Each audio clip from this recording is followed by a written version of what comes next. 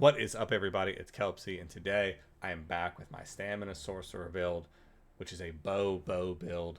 It is a super fun time. This is for PvP, and I've been running it for a little bit now, and I've been enjoying it, so I wanted to bring it to you guys, see if you like it, see if you have any ideas to progress with it, or if you just want to run it. So let's get into it. Let me show you what's going on. So with the character sheet, we're an Imperial. Any race will do that's going to give us damage adders or something that works. I run Imperial because I like the tankiness it gives us, and I like the skill reduction it gives us. I'm running 30 health, 34 stam, so we're sitting at 35k health, 27k stamina. You can fiddle with this as much as you want, just keep above that 32,000 health mark. I am running the Warrior Boon with Bewitched Sugar Skulls. Doesn't have to be Sugar Skulls. Just try to keep, again, over 32k and run any stamina-based food. They all work well.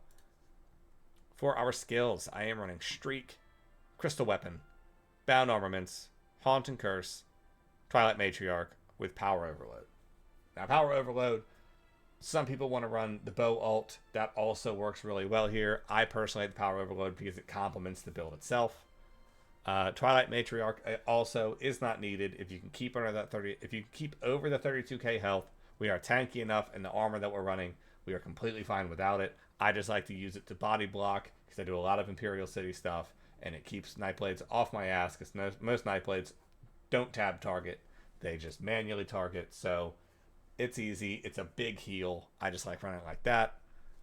Haunting Curse, it's a staple of sorcerers. Just cast it on people. It does 9,600 damage, and then does damage as everyone near them for 4,400. And ball groups are huge in Cyrodiil, so this is just an annoyance you can set on them. And then does another 9,600 damage after a period of time, doing an additional 4,400 to everyone around them again. Bound Armaments. This works a lot like Unrelenting Focus for the Nightblades.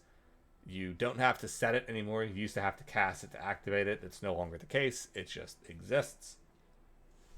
Having it on either bar, actually no, while slotted, so it has to be on this bar, increases our stamina by 8%, so that's nice. But also, after you do either 2 fully charged heavy attacks or 4 light attacks or a mixture of those, and you get up to 4, you can cast out these little knives that shoot everywhere, and they each do 2,900 physical damage every 0.3 seconds, so it's a good stacking damage, and you can cast it at any time whenever there's a knife up. So if they're really low, but you've only got 2 knives up, you can cast it anyways, and it goes pop pop. Crystal Weapon. Crystal Weapon works just like Elemental Weapon from the Sigil line, except for this one hits harder. You cast it, and then it's up for 6 seconds, and then the next 2 light or heavy attacks. Number 1 reduces their armor by 1,000 for 5 seconds, which is great. And number 2, the first hit deals 7,000 physical damage, and the second hit deals 2,800 physical damage. And then after you cast that, your next ability you cast costs 10% less. So that's really nice if you stack it on to running like a heal, or you stack it on to using your shield or something like that. And then Streak. This also works really well pairing it with Streak because Streak is costly, but it is a staple, another staple of the Sorcerer, because this gets us in and out of trouble all the time. You streak in, streak out, stuns everybody, does 4,800 shock damage, and I mean, this is just your get out of jail free card pretty much. If in Imperial City, if you're in the sewers and you get down where to streak to hit corners going through sewers, you can get away from anybody. So Streak is always needed on a Sorcerer build. Back bar. We are running Hurricane, Critical Surge, Hardened Ward, Dark Deal, Matriarch, Shooting Star. Shooting Star, I'm using this variant because of the fact that there's so many ball groups these days in Imperial City. People like to stick close together, so the more people you hit, the more ultimate you get back, the more ultimates you get to cast. So that's what we're using, but I don't use this that much anyways. I will put like Absorption Field down. Anything that you want to put down, I use Absorption Field because in Greyhost a lot we're stuck in keeps and we're all fighting inside keeps. So it's really helpful for the group and me, but Shooting Star is what I'll keep on in BGs and other things, or if I just want to run it. It really doesn't matter. The back bar is not what we're really using for damage anyways. We are very rarely on the back bar on this build. And of course, this makes us run fast, take less damage, and gives us like an AoE damage field, so it's harder for Nightblades that are uh, melee ganking to get up on us. And of course, it's just a DOT of anyone close to us. Critical Surge, Major Brutality, and Sorcery. Big damage buff, and critical damage heals us for 3600. Hardened Ward. It's fucking still broken, still OP. They're not changing that in U43. In fact, they're not changing anything we're talking about in this build for U43, so this will be good through U43. Dark Deal. This gives us a heal, gives us stamina over time, and gives us Minor Berserk and Minor Force for 10 seconds. So this is a damage adder, a heal, and a resource regen. It's fucking awesome. It's one of my favorite spells in the game. And then again, Matriarch, because you have to have it on both bars. Now, those are our skills. Now I'm going to walk you through how we're going to use them.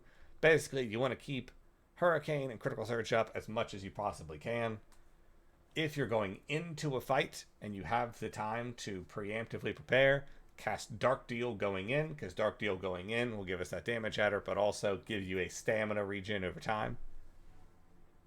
And then we cast Crystal Weapon, and then if you can, go in with a heavy attack, and then light attack, and then recast, and then light attack, and they're usually already dead, because this is a shit ton of damage, and it's bursty. And then once Bound Armaments is up, cast it. Haunt and Curse, set it on them if you think you need to. If they're above advanced, you'll probably need to set it on them. If they're advanced to squishy, in other words, if they're under 32k health, you'll be able to burn them down easily with just Crystal Weapon and Bound Armaments. No problem. Now, once you have your ultimate, it's up to you if you want to Shooting Star them, if you want to use like Absorption Field to help the team, or if you are just trying to wreak havoc, use Power Overload. This is the one I'm always using. And I like this one because light attacks become lightning bolts, dealing almost 9k shock damage to an enemy up to 32 meters away. So, number one, this does not take auto ultimate to cast, so you can just hit it and then do some more damage. Now, this will stack with Crystal Weapon. So, you'll be doing your light attack plus that with the Crystal Weapon add-on. And then once you can, you'll be doing Bound Armaments. So you'll be doing a large portion of damage all at the same time, and it's a great time. You'll see big numbers heading up. You're at a large distance, so you are nowhere near them. You can be up on top of a keep, bursting down, and you don't have to do the whole rigmarole of the Nightblade where you got to come out of hiding for the construct and go get your axe, anything like that. You're doing big burst damage from long distance without any of that. Now, for our champion points. I am running Ironclad, Focused Mending, Master at Arms, Duelist Rebuff. Now, as you see, I am running a heal, and then 2 tanky ones, and then only 1 damage adder. That's because I don't think I need to do that much more damage because of how much damage I'm already doing. Now, if you want to change this up, you can very well do Deadly Aim, and you'll be doing even more damage. And sometimes I'll swap in Deadly Aim if I am in Cyrodiil and I'm with a big group and I don't think I need to, and I don't have to heal myself. If we have a good dedicated healer, I'll swap on to Deadly Aim and run it. But a lot of times I'm with a medium-sized group that either doesn't have a dedicated healer, or we just have like off healers with us that only do a little bit but mostly do damage. So I make sure that I'm running Focus Mending so I can get those big heals on myself. And then for reds, I'm running Celerity, Pain's Refuge, Survival Instincts, and Bastion. Bastion, Flex, you can do something like Pain's Refuge, or not Pain's Refuge, we're already running that. You can run something like Slippery, you can run something like Sustained by Suffering, but I'm using Bastion just because it makes that damage shield that I like to spam that much more powerful. So that's why I'm using that. And of course on green, whatever you want to run, just make sure you're using Gifted Rider and Steed's Blessing if you want to keep up with everyone in Cyrodiil. So those are our champion points. Now on to what everyone cares about, and that's the sets. So for our sets, number 1, I am running Rocks of the Warped for my monster set. Now Rocks of the Warped, as we can see, it gives us recovery, and then each second you're in combat, you gain a stack of Dark Light up to 30 stacks. Each stack increases your stam recovery, magic recovery, and health recovery by 8. So this gives us a large pool of recovery, and you can definitely tell in keep fights when we're in there for a while, or in battlegrounds, because battlegrounds you're almost always in combat. So it's a fun time. Now for the traits and weights on these, I have a heavy and a medium. The shoulders would be better as a one piece light, but I didn't have a one piece light. And I'm running an impin, and that's invigorating. Impin we don't need because of our other set. This would be just as good and reinforced, but that's what we have. And invigorating, again, anything would be fine, but invigorating I think is nice because we are casting a lot, so I like the recovery. But something like well fitted would do even better because we are a stamina build, and as you know with stamina builds, if you do this a lot, well fitted is king. So for our sets, I am running Way of the Fire, and for the Way of the Fire, I am running a chest, girdle, and legs. Reinforced, that's reinforced. It's the only one I could find. That should be well fitted. And then this is Divines. Again, well fitted would be good, but I've got Divines on a really good deal, so I'm not going to argue with it. And then we're running those three along with the Bow of the Fire, Sharpened, Flame Enchant. And the Way of the Fire, it's been broken, and they're not changing it. And I like this because when you deal damage with a weapon, you deal an additional 2300 flame damage, and that can happen every 2 seconds and scales off the higher of your weapon or spell damage. So we're getting 2300 flame damage on top of everything else we're already doing, and this just, it's like a dot. It just keeps ticking on them for a minute, and it's a nice add-on and on top of our flame enchant. And you could swap this out with something like Tarnished Nightmare, and I tried the Tarnished Nightmare. It's just this doesn't require the crit damage, and so my Tarnished Nightmare was not proccing as much as this does, because dealing damage with the weapon, all of our damage is coming from light and heavy attacks being beefed up by crystal weapons. So that counts as that. So you're just constantly adding on, and you'll see that with all the numbers that show up. It always procs when you're doing weapon damage, and that is light and heavy attacks. So I personally like this. Tarnished Nightmare does work well if you have a set of Tarnished Nightmare and you're just a Tarnished Nightmare like lover, for sure try it out. But I personally like this better. And for our other set, we are running Rallying Cry with the back bow. Rallying Cry, I'm doing ring, bow, and boots. Boots well fitted, rings with weapon enchants. Best case, these would be infused, but I didn't feel like changing them because they only come in arcane, and that's what we've got. And we also use magic here. We have several skills, like our heals are magic, our streak is magic. We have a lot of reason to have magic, so these do help a little bit. And for our mythic, of course, we are running Sea Serpent's Coil infused with weapon enchant. Sea Serpent's Coil, well, at full health, you gain 40% damage reduction. So, again, this is another way to not get ganked. Because now, when we're standing around at full health, if someone does manage to try to gank us, we're taking 40% less damage off rip. So if they come out with like an in-cap strike, it's not just going to one-shot us. It's not going to take you to 50%. They're going to hit lightly. And most Nightblades know better that when they come out and hit you and you don't die, they get the fuck out of there. 2, after taking damage while at full health in combat, you gain Serpent's Rebuke, and it's like a little fire over your head that looks cute.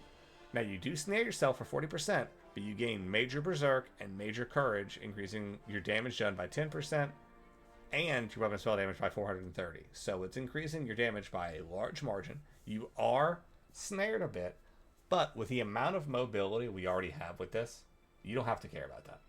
And if you really hate it that much, run the 2 rings in Swift, and it'll be mitigated anyways. But for me, it doesn't bother me, because when we have Hurricane going, you utilize Streak correctly, it's really a negligible snare. It's not that bad, it doesn't last that long, and you're hitting like a fucking freight train when it's up anyways, so you won't even care. Other than that, so those are the sets. Again, Tarnished Nightmare will work in place of Way of the Fire.